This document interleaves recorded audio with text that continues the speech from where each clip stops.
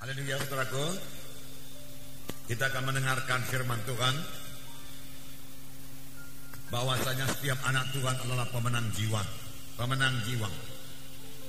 Tiap-tiap anak Tuhan dipakai Tuhan. Tiap-tiap anak Tuhan, ya saudara dan saya, adalah pemberita-pemberita Injil Tuhan. Saya akan membacakan kepada saudara Markus pasal 1 ayat 16. Beberapa ayat. Markus pasal 1 ayat 16. Ketika Yesus sedang berjalan menyusur danau Galilea, ia melihat Simon dan Andreas, saudara Simon. Mereka sedang menebarkan jala di danau sebab mereka penjala ikan. Yesus berkata kepada mereka, "Mari ikutlah aku dan kamu akan kujadikan penjala manusia."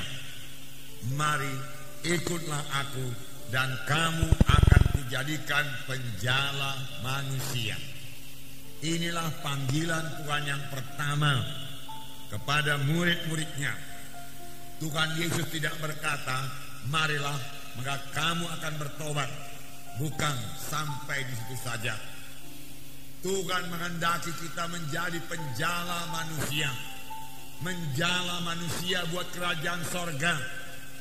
Sebab di luar kerajaan sorga manusia ini binasa. Oleh sebab itu Tuhan mau memakai kita semua menjala jiwa-jiwa masuk dalam kerajaan sorga.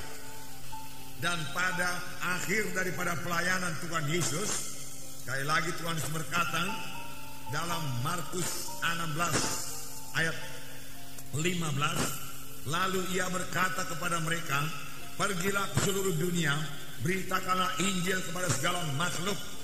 Siapa yang percaya dan dibaptis akan diselamatkan, tetapi siapa yang tidak percaya akan dihukum. Tanda-tanda ini akan menyertai orang-orang yang percaya. Mereka akan mengusir setan-setan dalam demi namaku.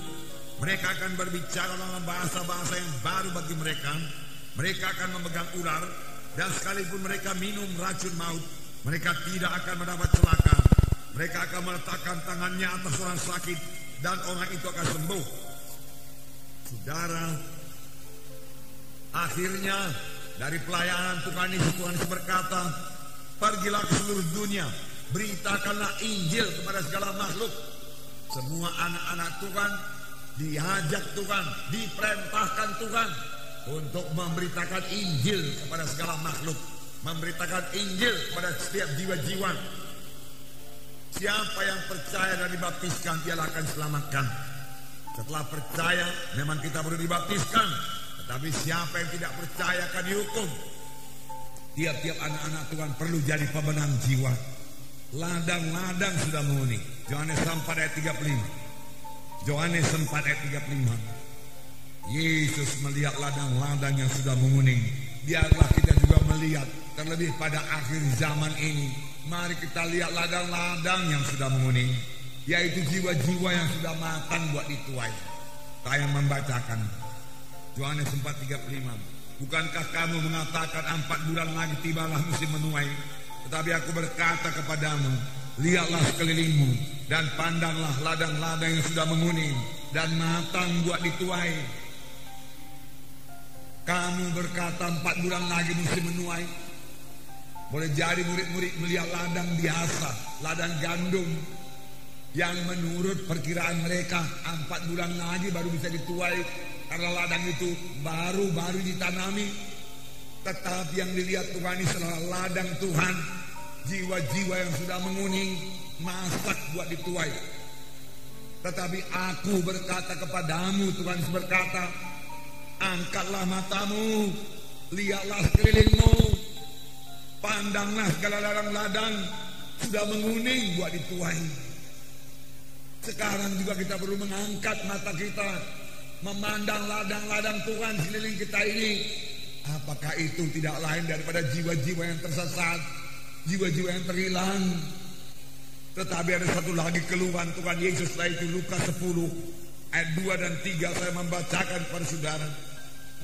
Katanya kepada mereka, "Tuaian memang banyak, tetapi pekerja sedikit. Karena itu mintalah kepada Tuhan yang punya tuaian supaya mengirimkan pekerja-pekerja untuk tuaian itu." Persoalannya di sini, walau ladang-ladang sangat luas, ladang-ladang sudah menguning, siap sedia buat dituai, Tetapi pekerja sedikit. Pekerja sedikit. Marilah bayangkan pada pagi hari ini, saudara berdiri di tepi satu ladang yang sangat luas. Sejauh-jauh mata memandang, saudara melihat padi-padi yang sudah menguning semua. Boleh jadi berkilometer ke sana menguning semua buat dituai. Tetapi saudara hanya melihat 20, 30, 40 pekerja saja. Pada ladangnya begitu lebar, begitu luas. Dan di kejauhan sana saudara melihat awan gelap datang. Yang berarti badai akan turun, menghancurkan semua ladang-ladang yang sudah menguning itu. Dan pekerja begitu sedikit, hanya 20-30 orang. Tentu akan banyak sekali hasil panen itu akan musnah, tidak sempat dituai, hancur oleh badai tersebut. Inilah keadaan jiwa-jiwa pada sekarang ini, pada akhir zaman ini, saudaraku. Kemana-mana kita pergi, kita melihat jiwa-jiwa yang terhilang, jiwa-jiwa yang sebenarnya mau mendengarkan Injil Tuhan dan menerima Injil Tuhan, menerima keselamatan daripada Tuhan, kesembuhan daripada Tuhan, tetapi sangat kurang yang menginjil, sangat kurang pemberita-pemberita Injil, sangat sedikit yang menuai, sangat sedikit yang mau membawanya ke gereja, membawanya ke KKS, membawanya kepada baptisan air. Saudara, mereka itu kan terhilang. Terhilang berarti neraka selama-lamanya. Ini yang dilihat oleh Tuhan. Dan hati Tuhan tergerak oleh belas kasihan melihat jiwa-jiwa yang terhilang itu. Biarlah ini menggerakkan gereja untuk bersaksi, memenangkan jiwa-jiwa. Biarlah setiap anak-anak Tuhan menjadi pemenang-pemenang jiwa. Amin, saudara.